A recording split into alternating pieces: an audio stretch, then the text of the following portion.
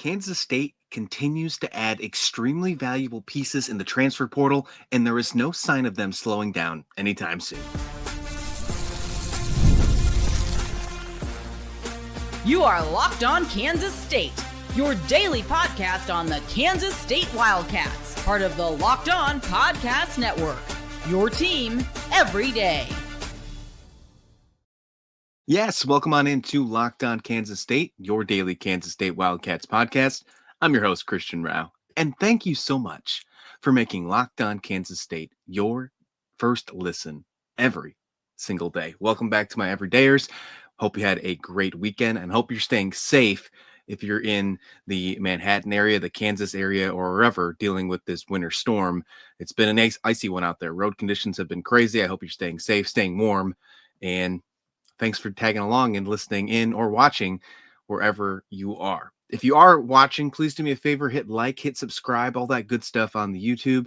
We are building, folks. We are almost up to 500 subscribers. Absolutely insane. You guys are just incredible. So thank you so much for helping me join and helping me grow this fantastic community. We got a really fun episode to talk about today because there was some action in the portal and the Kansas State football team is building once again and the momentum is building. But first, today's episode is brought to you by Game Time. Download the Game Time app, create an account, and use code LOCKEDONCollege for $20 off your first purchase. Well, let's start off with, there's two main additions to this team this weekend, and one in my mind is a really nice pickup for the defensive secondary. We're going to have a great young secondary core, hopefully heading into the next few years with Kansas State. And then we add a great depth piece, a great power running back to add along with Dylan Edwards and Joe Jackson. So lots of things to talk about on this show, and I'm really excited. We're going to wrap it up again just to get the rest of the portal chatter out of the way, kind of like we talked about on Friday's episode. To wrap it up, we're going to make sure we just cover all our bases as we head into a brand new week of the transfer portal and of college football off season right here. So thank you again for joining. Let's dig into it. Gabe Irvin Jr. heads to Manhattan, running back from Nebraska. Love this pickup. And a lot of people were confused of this pick right off the bat. And I mean, pick this portal commit because of what they just saw from a guy like Dylan Edwards in the Rate Bowl. Well, I personally think that this is a good addition because he complements guys like Dylan Edwards and Jackson and then some. It's a really much needed depth piece as well because you deal with injuries. There's no doubt about that. There's injuries that are involved in the game of football, but he is a power back. And when you see, Dylan Edwards, obviously you saw the jet sweeps, the outside off tackle runs, the speed. When you think of Dylan Edwards, you think of speed, you think of elusiveness. And that's not what you're going to get from a guy like Irvin Jr. Now, not saying that he's slow. When you put him up against Dylan Edwards, he's going to look slow, but he's got some speed. He's got some really good looks from him. And what I recommend you the best is to go to his social media page. I think he put it on Twitter as well. I think the caption to this video is just one heart because I think he's saying goodbye to Nebraska in this one. I think it's his video, his tribute video to the Cornhuskers. But it shows his highlights over the years, and there's not many of them, and we'll get to that in just a minute why. But when you look at his plays, it's a perfect addition to this running back room. You lose a guy like DJ Giddens heading to the NFL, and one of the biggest question marks you had heading into the season after losing a guy like Giddens is, where are you going to be when it gets down to the red zone? And I mentioned this when we talked about the new wide receivers coming in, because you got guys like Bradley, you had guys like Tibbs who are tall and going to be on the outside and add an extra red zone threat. And I said that's really important because as of right now, you only have a speedy back, your main focus in Dylan Edwards, who will have no problem with off-tackle runs, but might be a problem when it comes down the red zone and you have 9, 10, even maybe 11 players in the box when you're in a goal line formation. Now, with Irwin, this didn't seem to be a problem for him when he was at Nebraska. He's got a fantastic stiff arm. He's fantastic at having a great first read at the line of scrimmage. These are more two focuses for when they're not at goal lines. I even saw him run the option a couple times with some Nebraska players when he got some playing time. But most of his scoring runs, because he did score a few touchdowns in his college career, were between the tackles. And that's probably where he's going to live while being with Kansas State. Adding a guy like Dylan Edwards, obviously rushing on the outsides, doing his jet sweeps, all those things we saw in the Rape Bowl, all those exciting things that made him the MVP of the Rape Bowl. And then you get Joe Jackson, who is just an incredible complement, the thunder and lightning aspect between those two. Irwin could potentially become your third down running back, or he could be a goal line package running back. And I think if you had all three of them working in tandem like that, that's a fantastic thing to have, and keeps everybody hopefully healthy and keeps everybody hopefully not worn out either. This is a long season. The season's only getting longer with the new hopeful, hopefully you see Kansas State in the college football playoffs next year, Big 12 championship game. There's a potential, if you don't get a bye week, you're playing 15 games if you make it all the way to the national championship. So having depth and having pieces in your running back position is absolutely huge. I go back to that stiff arm. That was probably my biggest thing, my biggest takeaway I take from his play. It seems like it's his go-to, it's his bread and butter. When he gets to the outside, past the tackles, and he's got to break that edge to turn upfield, he's ready to put that stiff arm out, and it's a good one. He utilizes it very well. It helps him make some extra yards after contact, and that's exactly what you're looking for. Now, he didn't have a lot of stats overall when it comes to his seasons. He played 4 seasons with Nebraska. Unfortunately, though, they were dealt with a lot of injuries. And the reason behind that, he dealt with injuries, knee injuries. He had some season-ending injuries over the years, and obviously that's just not a fun thing to deal with, but it just runs into that process. He did have some honors and awards. They were off the field, but a great thing to know you're hopefully not going to have that problem from a guy. And when you talk about depth pieces, every single thing matters. Well, he was an academic all Big Ten in 2024, and then he's a 2-time Nebraska Scholar Athlete honor roll as well, according to his Nebraska football roster page. So smart individual. Looks like he's going to be a fantastic asset to the team. He only had about 400 yards total in his career at Nebraska, did have a couple touchdowns, and his junior season in 2024, he did have 2 touchdowns. He finished the season. He played in 8 games. He only had 14 carries for 41 yards last year, but he did pick up some really important plays. And I go back to, when I look at his highlight reel, there's some really good plays he had against, Buffalo. He had some good plays against some other Power 4 schools as well. So I recommend you check out that highlight video. I'll post a link for it in the notes description on the YouTube page as well. So if you want to check it out, I'll put that in there for you so you can check it out. I think it'll send you a link over to Twitter X to see the highlights. But overall, I do think this is a great asset, a great pickup for Kansas State. And I don't think this has anything to do with changing the role of Dylan Edwards or Joe Jackson. He is going to come in as a potentially best running back 3. And it does add 7 running backs to your running back room. And we talk about the race to 105. This obviously makes the race a lot more difficult. Now you're at about 124 players. When it all said and done, when it all comes down to it, there's going to have to probably be about 20 to 25 players that are no longer on this roster, that are on this roster right now before the season begins. And the running back room is now at 7. It adds a potential piece to maybe say goodbye to one more of them, maybe move to 6 on the season. There's going to be some tough decisions. There's no doubt about that. There's going to be some very tough decisions that Coach Kleiman and the rest of his coaching staff are going to have to make to get to this roster, to get to it to 105. But that's a good problem to have.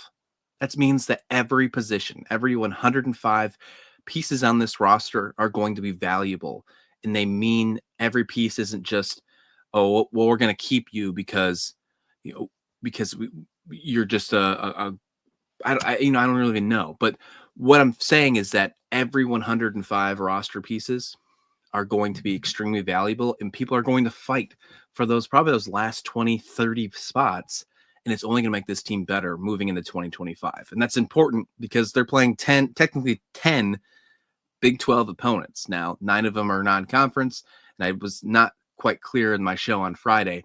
The Arizona game is considered a non-conference game, but you're playing 10 Big 12 opponents in 2025 when you add in that week 0 game against Iowa State.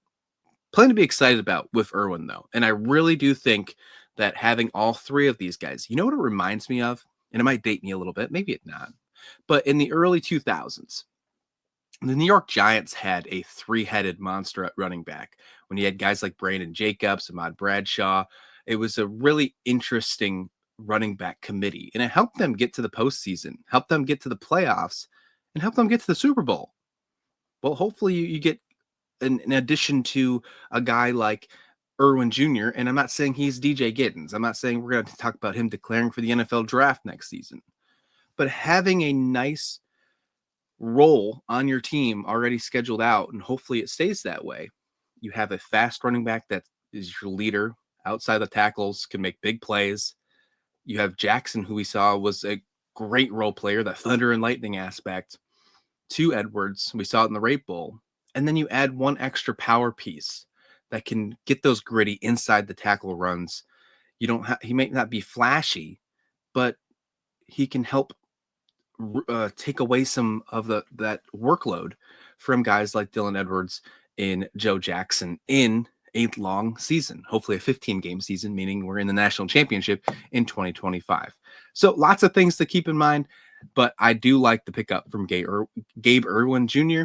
And let's talk about the next piece, because there's a really interesting cornerback coming in, and it means that hopefully we're going to have an exciting young core for a very long time in this Kansas State secondary. Let's talk about it next, right here on Locked On Kansas State. Well, from big upsets to game-winning drives, the NFL playoffs are better with FanDuel, because right now new customers can bet $5 and get $250 in bonus bets guaranteed. That's $200 in bonus bets if you win or lose. The FanDuel app gives you everything you need on live bets, the same game parlays, and so much more. Personal parlays, those are my favorite right there, and we are getting close to the playoffs. They just released the NFL playoff schedule coming out next week. What a perfect time to put a parlay in and get that ready from the Sunday through Monday schedule next weekend. So check that out now. Just visit FanDuel.com to join today and get started with $200 in bonus bets. That's FanDuel.com. Make every playoff season unforgettable with FanDuel, the official sports partner of the NFL. And welcome back to Locked On Kansas State, part of the Locked On Podcast Network, your team every day. Not only did we get Gabe Irvin Jr. to commit this weekend, we got another big commitment as well. We got a cornerback from South Alabama, Amarian Fortenberry, coming over. And I think this is one of the pieces that could be one of those impactful pieces that maybe potentially we see a lot of snap counts in 2025. He had a great freshman season for the Sun Belt team in South Alabama for the Jaguars. 45 tackles, 7 pass breakups, 2 interceptions this year as a true freshman. He had a great interception in the bowl game against Western Michigan. It was a tip pass right before halftime, but it was very good IQ-wise. Looks like he's got some really great instincts in the defensive secondary. The number 172 player overall in the transfer portal, according to On3, that ranked him as the 22nd best cornerback in the country when it comes to the portal, and he's landing in Manhattan. And I think he's a good pickup because when you look at the players that you've lost, you know, Jacob Parrish heading to the NFL draft, Keenan Garber off the 2024 roster because of eligibility reasons, you're going to have some question marks when it becomes the secondary. There's no doubt about that. No question at all. But when you saw the Rape Bowl and you saw players like Zayshawn Rich, you saw players like Donovan McIntosh, to me, I thought they had some really great games with the Rape Bowl and some really good performances in the bowl game. They have some really high ceilings. There's no doubt about that. And then you had a guy like Justice James, who's going to be returning next season as well. I feel like you're in a really good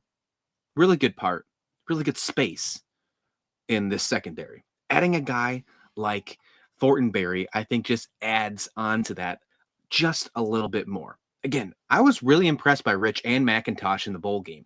Adding in Fortenberry will be will just add more and just larger competition this spring, and should only make all three of them better heading into Dublin, heading into the entire 2025 season, and beyond. Because we're talking about three stellar sophomores that are going to be in your secondary, essentially battling for number 2 corner, and then the rest of your depth heading into the new season. That's a great problem to have, and that's an exciting problem to have. I think your biggest problem is going to be being able to keep all of them when the next season rolls around and a new transfer portal. Again, that's a great problem to have, meaning you're going to have a good secondary in 2025. Fortenberry took his visit for Kansas State on January 2nd, and he did not waste any time committing this past weekend. Really excited to see what we get out of him in this secondary. I think you got to be excited. You got to be excited. I think you have to be. You add a guy like Rauh from Oklahoma as well in the mix, and I think that you can finally call the transfer portal a success. If you are talking about cornerbacks coach Van Malone, if you're talking about the secondary really as a whole, in my opinion, with the additions of safety Marcavius Moss and Gunnar Maldonado from Arizona, you bring a ton of optimism to a position that was scrutinized a ton in 2024. So does that improve? Does this secondary improve right now as it sits? You're going without a player that's going to be an NFL caliber player in Jacob Parrish. He's no longer on the team. You got a guy like Keenan Garber who's no longer on the team. But you add in some interesting pieces to replace those two when it comes to Rauh and when it comes to Fortenberry. Is that enough? Is it enough to make that step forward for the secondary? Is it enough to make the secondary feel like it's no longer a position of concern? I'm leaning towards yes. I think that they're in a good position if these young players can make that next step forward. Fortenberry had the opportunity to do so in the Sun Belt. Now, it's not the Big 12, but that's a pretty good conference. The G5 is a good conference. At least it's a good conference in the G5, excuse me. I think so. I think the Sun Belt's one of the best G5 conferences.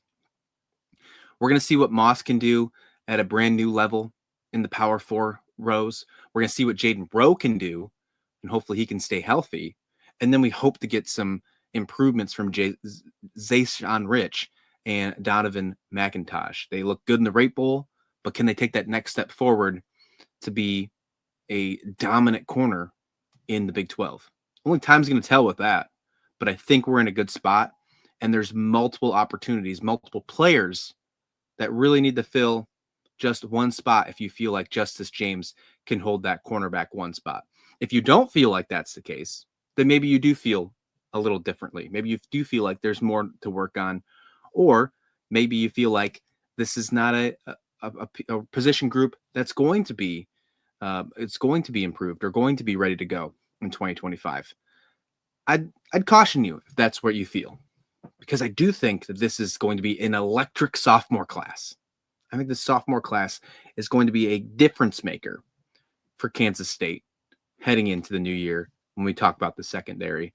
And you add the two safeties in, I think we're going to be in for a delightful surprise heading into Dublin.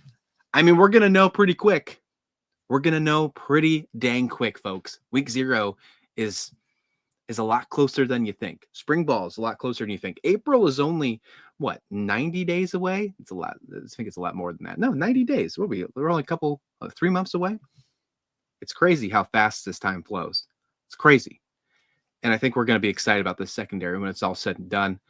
And I don't think we're going to think it's a concern. Hopefully that happens. Let's wrap up this show with the latest portal chatter as we head into the week. And let's make sure we're tracking what we need to track. And hopefully we get some new Wildcats before the week is over. We'll finish that up right here on Locked On Kansas State.